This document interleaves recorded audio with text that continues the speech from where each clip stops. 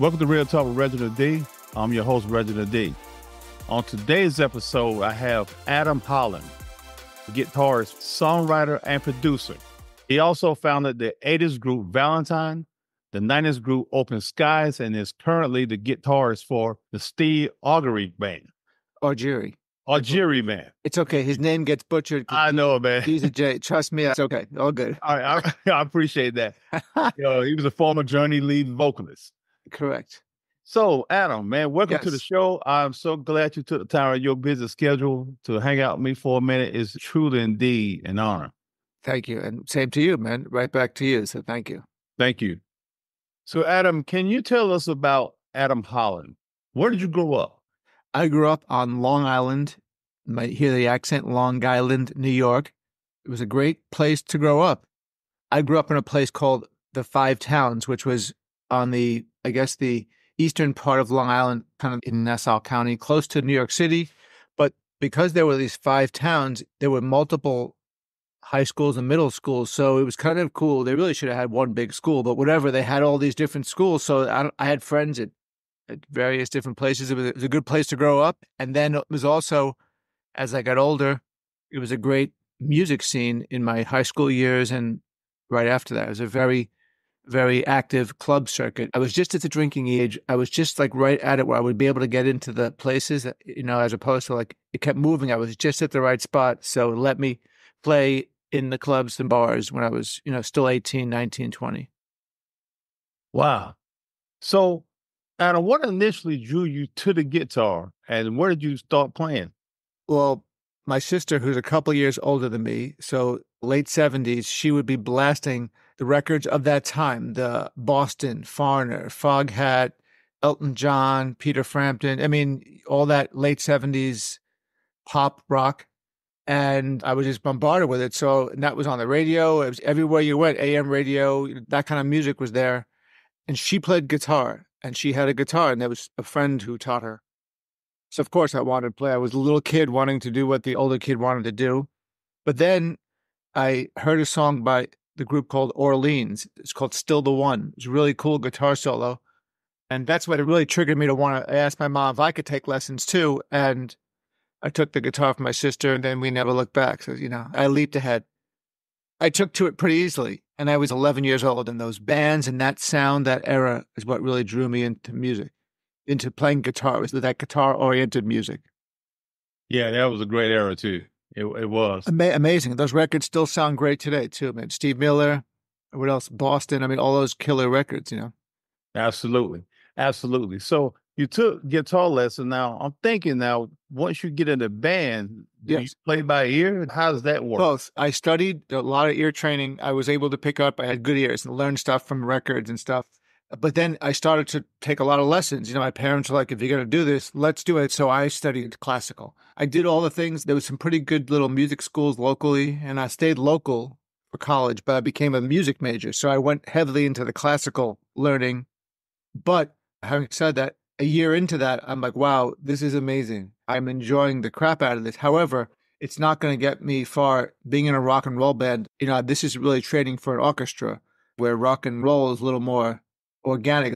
It's a little more gut driven, a little more emotion driven, a little more street, as like Three Chords in a Dream. Talent doesn't get you to be a pop star. It does, but you know what I'm saying? Just because you're a virtuoso doesn't make you necessarily a great pop star. It's a combination of naivety, foolishness, bravado, youth, and some talent.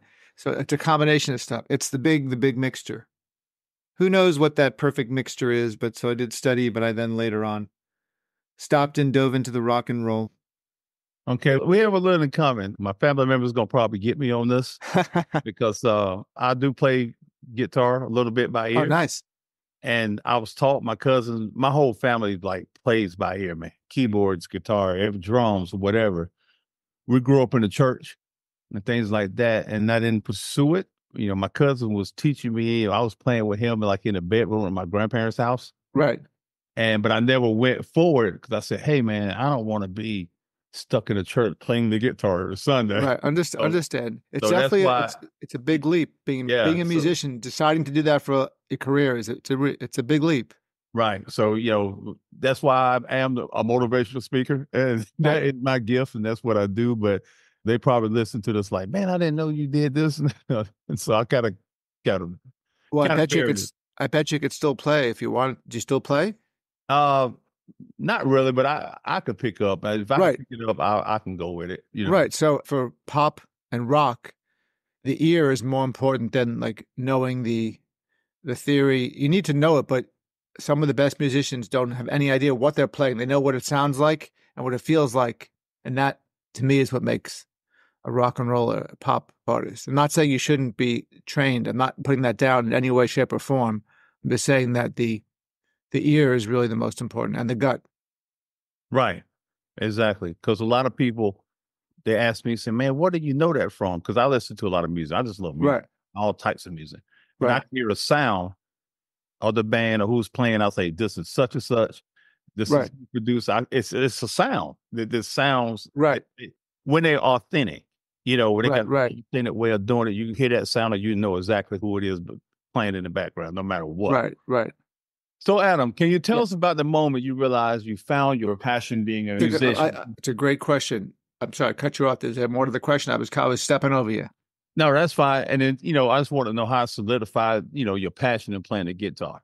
Well, that's a great question. So, I mean, no question, in high school, I played hockey as well. I was decent at that. And then, but somehow music is like, here's the good news. I never did drugs. I'm not a drinker. I don't have any of that stuff. However, I was like, addicted. I still am. I say it's my drug, music. Somehow I can't get enough of it. I'm drawn to the equipment, the music, the camaraderie of a band.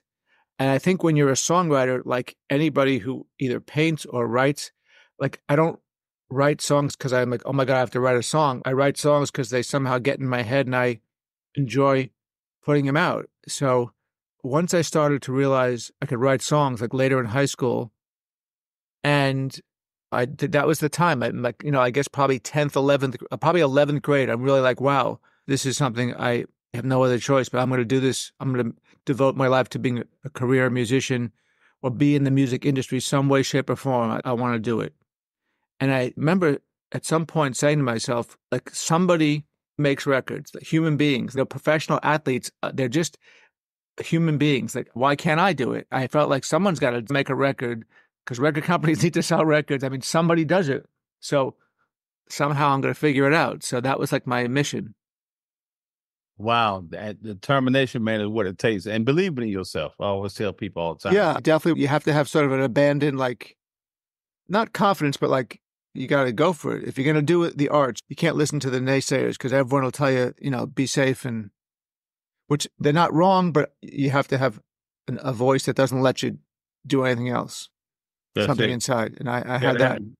Yeah, you got to have the gut and the grind. Yes. All said and done. So when you were younger, did you ever go to any concerts and any musicians you ever looked up to? Did I? Oh my God. Yes. I mean, same thing, late 70s, early 80s. It was so easy to go. Concert tickets weren't that crazy expensive. I'm not sure even how I bought them. Maybe like at a local Ticketmaster. I don't even remember.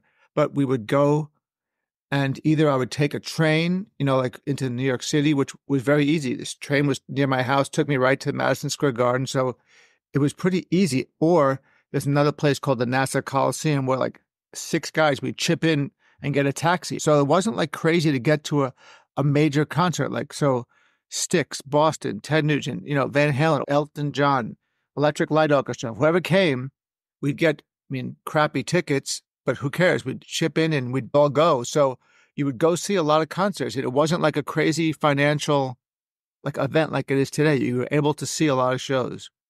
So that was a great period. And also being in the area where I lived, there were 2 big venues. And then as I got older, you could get into Manhattan on the train and go to the place called the Palladium where all these different rock and roll bands would play. And then, like I said, I was at the age where I started to sneak into some clubs, but also I was getting to the point I was old enough to get into these clubs, and I'd go see bands who were playing in clubs. And so it was a great place to grow up, and there was so much stuff around. And I think that period of time, there was just, my God, I feel like there was a concert I could have gone to every week. And I think we did. It was like something we all did, all us kids. It was really cool. So that was really inspirational. And when you go to an arena and you're like, holy shit, there's something about that feeling. You're like, that's it. You got the bug and there's no turning back. So that was me. Yeah, it's one thing listening to it on the radio, but when you get into an arena when it's live, man, it's crazy. It is. And I'm not a drug guy, but there's something about back in those days when everyone was smoking like weed and cigarettes in the arena. And like, believe it or not, that like crazy smell, like there's something about like the whole thing, the whole area of it. Like this is a rock and roll show. It's pretty cool. Definitely of that time. Now that you can't even smoke anywhere, but I'm not condoning smoking. I'm just saying that there was something about it. You smelled that cigarette, you smelled the pot. You're like, holy shit, this is a show. And a little kid, I was like, oh my God, what's happening here? So, yeah, that was the culture back then. Yeah. It was just what it was. So it's kind of cool. So Adam, who were your earliest, I guess, musical influences and how did they shape your style? Well, so as a guitar player growing up in that time, first of all, I mean, Led Zeppelin, Jimmy Page was the first guy. I was like, oh my God, I would just like listen to the records 1,000 times. He was the guy, my first real guitar person. A guy named Gary Moore, a blues guitar player, rock blues player. I loved him.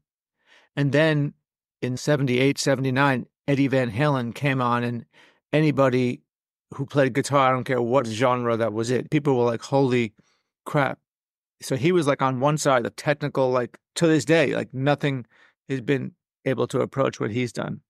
But I also liked the less technical guys, like a guy named Angus Young from AC/DC. Also, he's still hugely popular, but that simplicity of his pop and rock songs, like literally he was the opposite of Van Halen, just really, I mean, 3 or 4 chords, but like he's the opposite of like virtuoso, simplicity, but his guitar playing and his solos and the songs were just so hooky and just pure rock and roll, really, down and dirty, no frills. So I'd say those two really are probably some of my biggest influences. Then, of course, in the 80s, there was so many amazing, like ridiculous amount of guitar players. You couldn't not hear someone great. Then Steve Vai and Satriani and Stevie Ray Vaughan. I always liked the blues. I liked the bluesy players. So I was a big fan of Stevie Ray Vaughan and Jeff Beck, that English, bluesy style. And of course, Clapton. I mean, the greats. In my time of growing up, those were the guys. They're still the greats today, but those are the guys, Clapton, Beck, Page. Yeah, they are the heavy hitters. They're the GOATs. And the Beck passed, but they still are the GOATs. It's amazing how after all this time, like what's crazy is classic rock is still classic rock. You know what I'm saying? There's tons of amazing music that has come and still coming, but those, like the foundation of rock, those guys are still there. I mean, so those are the guys. Absolutely. Absolutely. Now, Adam, you've been doing this for a minute, man. You great at what you do. I mean, you're your own authentic self. So what does music mean to you on a personal level and what you hope to convey through your music? It's a great question. So let's start with the second question. I hope to convey that my passion comes through to, even if it's a few people, and for the moment they listen to it or when they come see us play, just have a moment of joy when they can sort of stop and tune out CNN and Fox News, whatever else. I mean, I'm saying the media, I'm saying the world of that's going around, and get a few minutes of like, happiness. I always say when people come, we play a show, I know for an hour and a half, myself included, I'm thinking about that. I'm not thinking about politics, the world, the atmosphere. I'm thinking about that. So that's what I want to convey. And I can do that. And music, the same answer. It does that for me. I like to listen to all different types of music. And it does that for me. It lets you, during like the day, whatever you're doing, you grind, you get in your car, it takes you either to a memory or, a song could bring you back to like, oh my God, the place and time. And what's cool about today's world of streaming, where every song on the planet is accessible to you, you get fed something you might not have heard. And I love when I find something that I have not heard, but it's like either Siri or Spotify suggests something to you because of what you listen to. And you're like, holy crap, what the hell is that? And then sometimes it's brand new. And sometimes it's an old song by an artist I never even knew. So I like that. So the answer is joy. I like to get it and I like to give it. That's the answer to both questions. Absolutely. Using your gift to bring joy, man. That's what it's all about. I try. That's what it's all about. Now, what's the best part of being a musician besides the ladies? Well, you know what? In my youthful days, that's of course the reason. But all seriousness, there's a lot of good parts. For me, speaking of ladies, all the wonderful people in my life, my children, my wife, friends. I mean, I've been playing with a lot of these guys for my whole life, and music somehow has brought me all those wonderful things. What a wonderful thing. It has brought me and introduced me to people and places that I wouldn't have been. And then those situations led me to meet someone, again, my wife, which then you have children. I mean, all these things and families. And so, man, that's probably the greatest. For me, also, in addition to that, which is the no better, performing, like, what a high. It is really like I said before, it's definitely like there's some type of addiction to it. I love it. I crave it. I look forward to the shows. I'm an old guy and I still have the same ridiculous giddiness that I had when I was, 18. I look forward to it. I look forward to the travel part of it. I love the camaraderie of being, it's like a team, being in a band. And when it's good, it's great. And I love getting to travel. I mean, holy crap, I'm a lucky guy. I've seen everywhere. I get to play everywhere and I'm so grateful. So there's a lot of just really good things. And also the last thing for me, I like also at the end of the day, even like last night, I'm like, oh my God, what time is it? I have to go to sleep. But I'm like, 10 minutes of just like playing, even just nonsense, just to either get my hands a little warmed up or just to touch the guitar. It actually really calms me down. So I like to end my day with a couple of minutes of guitar. So those are all the greatest parts of it. And it's wonderful. I'm telling you, I've been blessed. I try and convey my gratitude that I'm still doing this at this age and get to do it with people I love and travel this planet. So, yes, you truly are blessed. And the reason I said about the ladies, I'm going to tell you something that happened. Well, it's true. As a young kid, you get your rock and roll band. That's true. I'm not saying it's not. I'm just saying not the stage. The reason I said it, I was talking to this lady. She was a mentor for like women and younger women, early 20s or something like that. And she was speaking to them at this event. And she said, hey, whatever you do, don't marry a musician in the band, nobody in the band. He said, because they got too many women. I was like, that's what? Hysterical. Listen, I'm sure that is true. There's a reason people say that, because I'm sure back in the day people did that. I don't know those people. I mean, I've been very fortunate, but listen, I've seen it go on, so I'm not going to say it doesn't, but it's not the area I'd choose to hang out in. Right, exactly.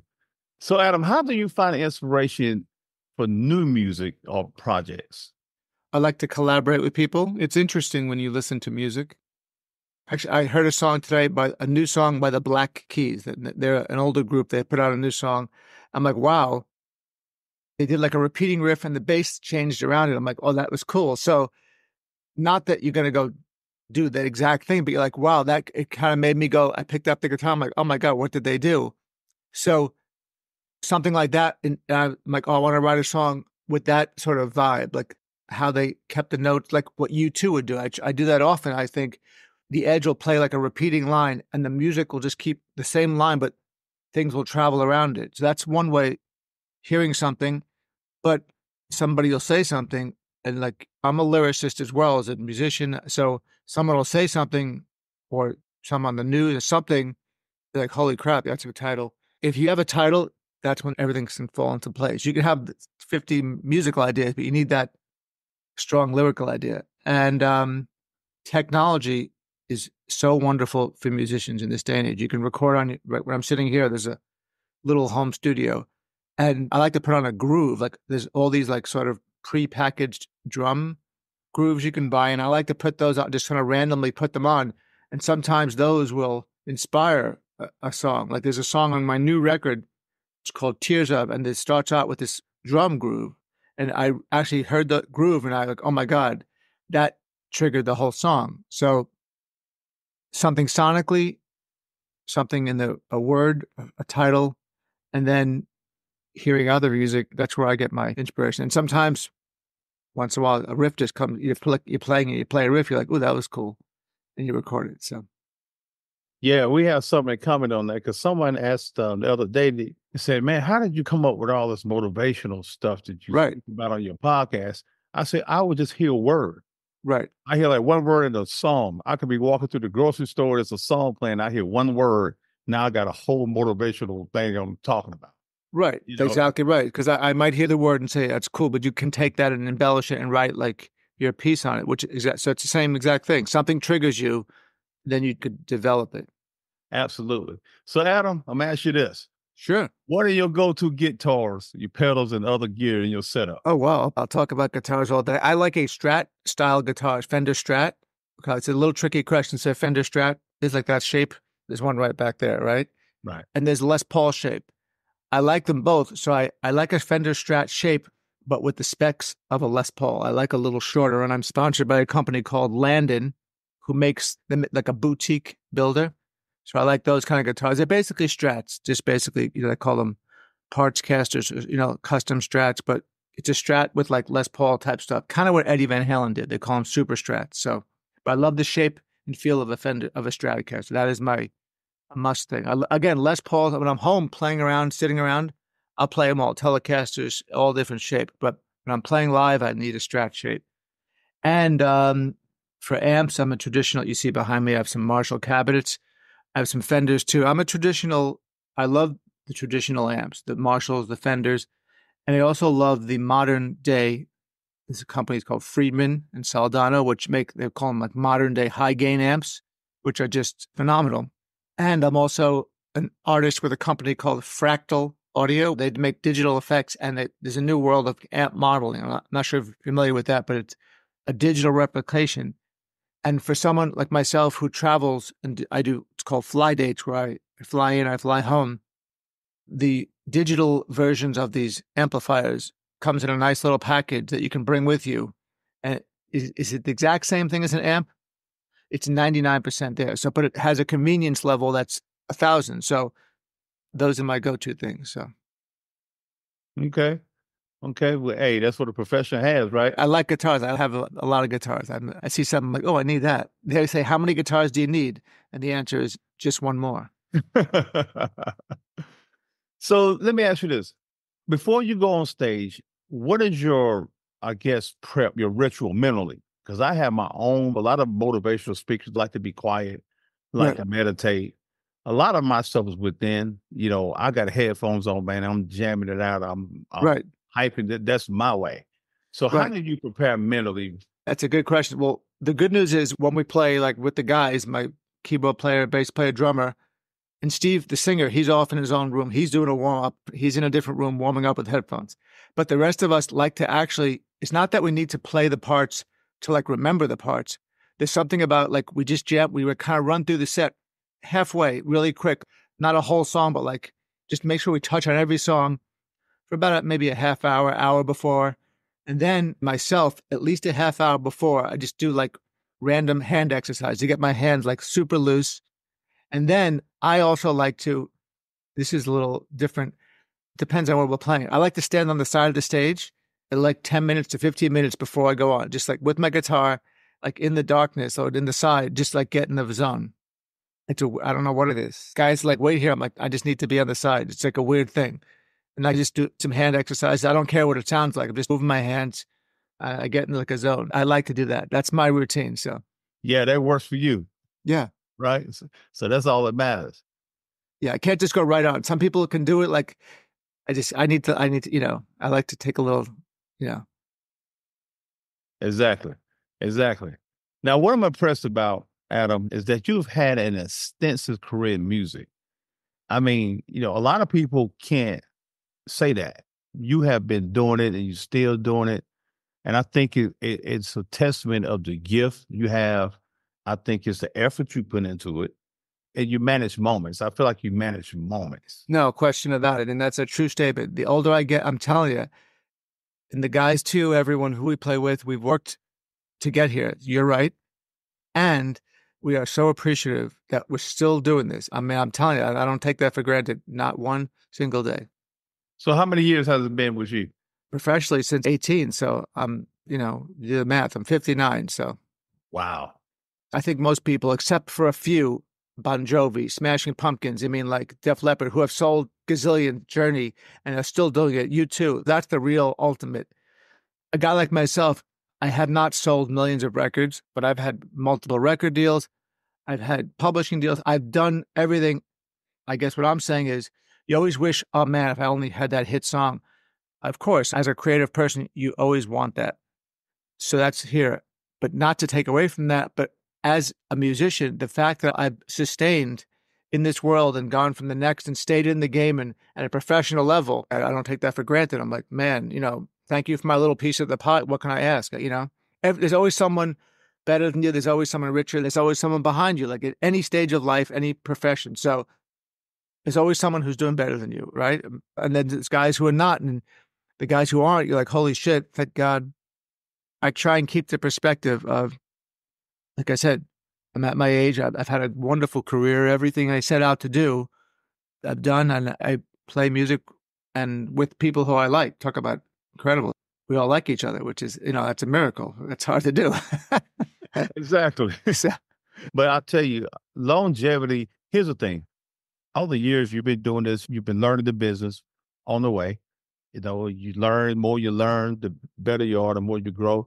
And then the longevity, man, you can't take away longevity for nothing. Consistently doing something and consistently, walking in your gift and your purpose and things like that. And you can have some guy to have a hit and make millions of dollars or whatever, and then he goes away. I think longevity is the key. Yeah, I think, like I said, I thank you. And I agree with that. And like I said, the older I get, I'm like, man, I always wondered, like when I was younger, I'm like, what the hell what will it be like when I'm older? So the fact, like I said, I'm still rocking out, man. And it's just amazing, And what's great, we live in a great time where you can be creative. Like I just put out a solo record, but you can just put it out. I mean, it's not on a label, but you can promote it on social media. And the people who want to hear it will hear it on YouTube and come see it. And then people will give you direct feedback and say, I like it. It's really a wonderful time to be creative because you make the money by going out and playing.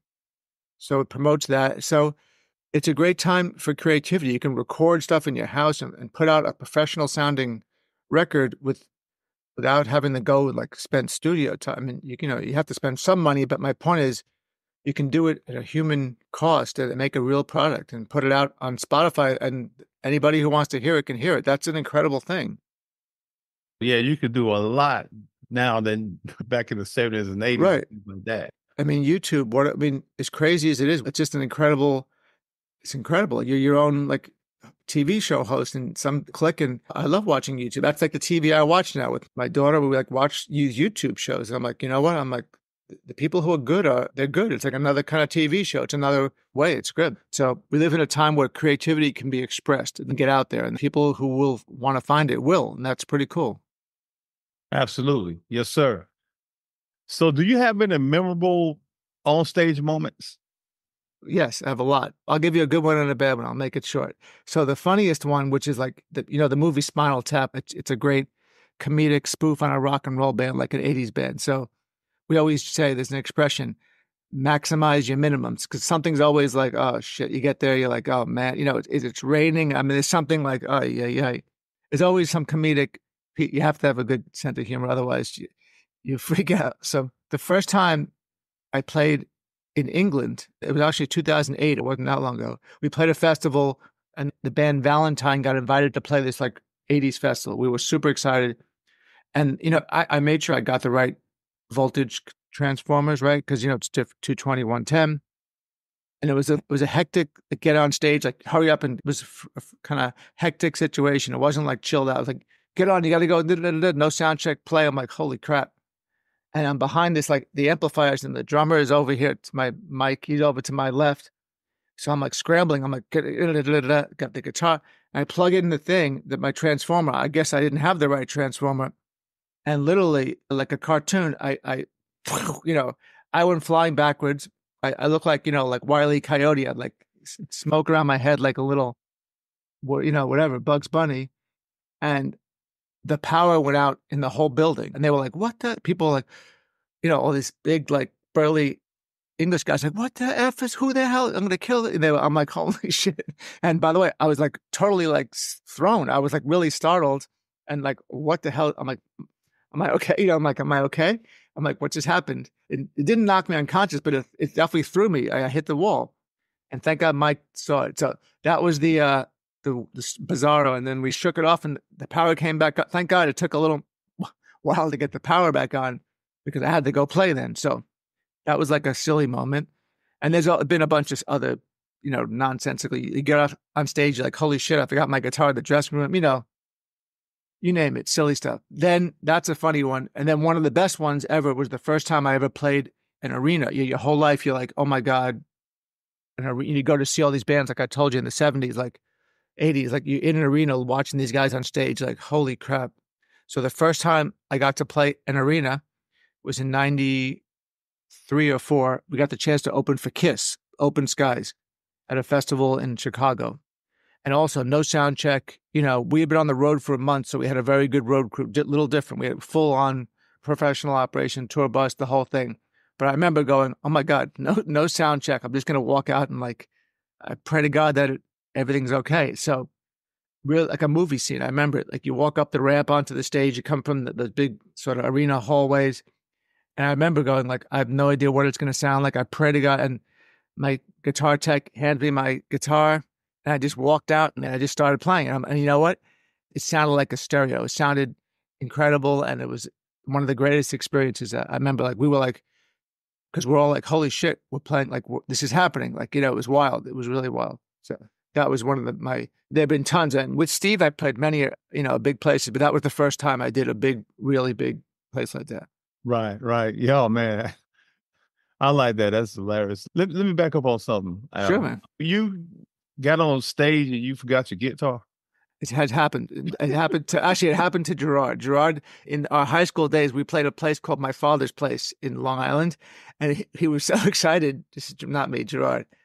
But no, there's no question. You get up on stage, you forget something. You're like, holy shit, you know, like a cable, because, you know, but he got up on stage and we're about to go on. And he's like, holy shit, I don't have my bass. So Gerard, God bless you. I think it's his birthday today. How about that? So either way, yes, that's his funny story. But he was a kid. We were like, again, high school, but it was pretty funny. He's like, holy shit.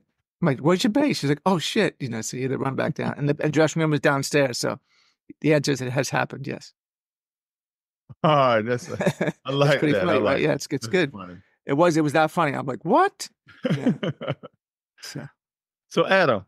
Yes. If you could collaborate on a song with anyone in the world, who would it be and why? Now I'm gonna tell you mine. I think it'd be Prince. It's hard to like. Would you say Prince? Well, for me, yeah, that's one of the greats. Like somebody of that caliber, you like to be in the song with a songwriter. I mean, it would probably be like.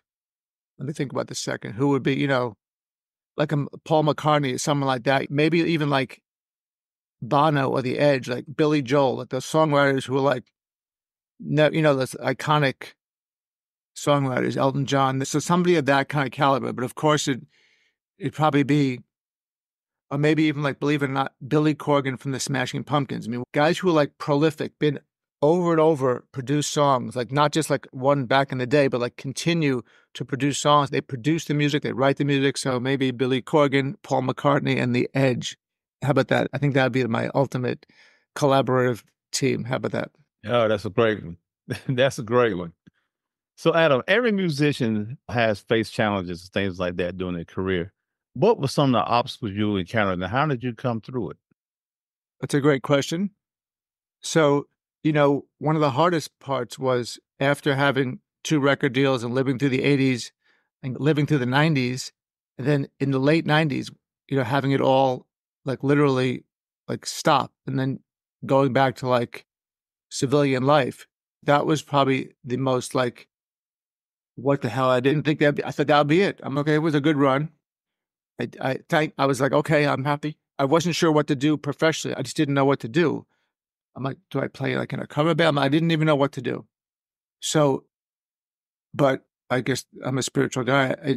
And, you know, I believe in the law of attraction. I believe in it all. So, I mean, this is crazy. A family friend who's a musician, but no one I'd ever worked with, like at a family gathering was like, hey, she was a successful songwriter, but again, older than me. And she's like, you should go do something in Nashville. I know what you used to do could be happening there. I'm like, all right. So I guess I'm not sure if I'm answering the question, but that was the strangest period of like, holy crap. That was right when I did open up for the Kiss, coming from off the road, living that rock and roll life to like, okay, back to civilian life. So just keeping mentally like strong to like, okay, what will happen next? I guess, as opposed to just abandoning ship, somehow thinking that somehow it's going to work out. I don't know. In the back of your mind, like something's going to happen. I didn't know what to do. I was literally like, oh my God, what do I didn't know where to turn, what to do, what to go. So, but somehow it the needle kept me corrected, kept me on course. I don't know if I answered the question, but that was like the most darkest period of like, wow, I don't even know how to get out of this. But I guess the key is still hope and believing, and then continuing to act upon on what you want to do. Just, kind of fake it till you make it a little bit, And that's the thing. And believing in your gift and your talent is what keeps you at the end of the day, I believe. And that way you don't give up because you've been on the road, you've seen it, you've done it. And it's like, man, I got more in the tank. Okay. Right. Well, that's it too. I'm like, this can't be the end. But you didn't know, then it sort of started up again. Then it's maybe better now than it was then. So it's interesting how, I think it's just all the years of practicing. And I do think it's faith and die hard, do or die a little bit, Yeah, absolutely. So, Adam, can you give us a glimpse into any upcoming projects or collaborations you're excited about? Sure, I have a couple. Well, first of all, I play in the Steve Augeri Band, and we're always, wonderfully playing. We did a record last year, which was wonderful musical collaboration, and we're always performing and get to play and travel. So that's kind of always ongoing. And then I did a solo record, an instrumental record. This just came out literally a month ago. So I'll be promoting that up through this year. And then I have another project. It's called, I think, I'm not even sure the name yet. I think it's called Sound Mind, so a couple of us from the Steve Augeri Band and Valentine, the same guys, with another singer called Matthew Shad, who's another singer-songwriter. We've recorded a few songs that we're still working on. So there's always something going. I always have some kind of creative recording process. I like to always have something I'm working on. It's always good to look ahead, something out in front of you, like, okay, we're going to get to this, we're going to do this. So those are the three things. I'm going to do another solo record once, I'll start to accumulate songs for that. So it might take another year. So there's always, once to start the process again, keep recording. And as I said, you can put out, through social media, you can put out the Spotify, you can make a professional record and put it out. And then whether you perform and play with that, maybe, but it gives you the opportunity to always keep recording. And that, as a songwriter and a creative person, is a wonderful thing. The fact that you can have your music hit the world is just great. Yes, because it's very critical to have forward thinking. I think so. Yeah, very critical. Yeah, I think having something out in the future, always, whether it's something, it's good to have something on the calendar. Right. So, Adam, lastly, what advice would you give an aspiring musician as they navigate their own musical journey? Right. What's interesting, I was talking to someone who's about a 20-year-old person recently, and maybe different than it was back when I was doing it, back when I was 20. But I always tell young people, I'll answer this question, I'll go back and forth. There's a couple of people I know who are adults now, like myself, who have, like you can have an incredible career from home these days, right? Whether it's a legal career, a consulting, something. So I recommend to people who are younger is to keep your music, but also, if you have time, learn another skill, law, something. And who cares if it takes 10 years? That extra income or something could take the pressure off your creativity and let you have a longer creative process. So I'd say learn something, try some multiple businesses that can coincide and support your musical career. Yes, that's why. That's my advice. The old days of like go for broke and get a record deal, I think those days are gone. I think you have to have multiple avenues, the social media, the YouTube. It's a whole different world. And now again, I'm not a young person and I'm on the other side of that, but as a young person, if I had to do it again, I think that's what I think I would do. Yes, I think that's very wise. Very wise. So, Adam, can you tell the listeners where they can purchase your music or follow your journey on social media? Absolutely. So Adam Holland Music is my website, and that takes you everywhere. There's links to my link tree. Instagram is where I do most posting. That's Adam Holland Official. And then I have a YouTube channel, Adam Holland Music. Also, you see all kinds of little videos, stuff going on there. And then on Spotify, Adam Holland. My new album is called Rapture. And then on Spotify, there's also the Steve Augeri Band, 7 Ways Till Sunday. And then my older bands, Valentine is from the 80s, and then Open Skyz is a 90s band. And everything's on Spotify, which is great. All these great things are out there and people can get them. What's so cool about the time we're living with social media is all these people, or fans, I shouldn't say, who may know you from 1,000 years ago, will reach out and say, man, I love that, so-and-so, or I didn't even know anybody was paying attention. It's pretty cool. I do teach guitar lessons through Zoom, people from all over the place. And I taught someone from Spain, and he was like, at 5:15, Mark, in this song, you played this thing.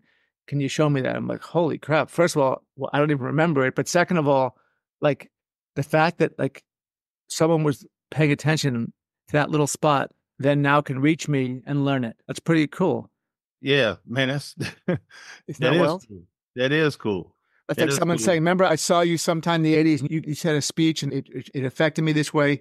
Can we talk about that? You would be like, holy crap, right? I mean, I don't know, something you never thought about, and time has gone by and somebody wants to know about it or it affected them. It's cool that people can communicate with the fans now. There's no like separation. It's like people can just reach out and get you. It's great. Right. Yeah, it is. Especially when they're saying nice things. I mean, they can also say not nice things, but I like the nicer ones. Right, exactly. Yeah, I was on Spotify, I think a week ago, listening to Open Skyz, man. I was cool. I was rocking out to it. Thank you. I liked it. Thank you. Yeah, I'm proud of that record. We liked that. It was a good one. I enjoyed making that record. So there you have it. Adam Holland. Adam, thank you so much for stopping by, man, on your busy schedule to hang out with me for a minute, and I really appreciate it. And same to you. And I thank you for what you do, keeping the positive, keeping the vibes of positivity. It's important, man. So I appreciate what you do. Thank you. Thank you. That's what we do. We need that. Let me tell you, we all need that in this time. Yes, sir. Absolutely. Absolutely. Thank you for tuning in to Real Talk Reginald D. If you enjoyed the show, please share with anyone you feel that needs to take this journey with us on being a better you. See you next time.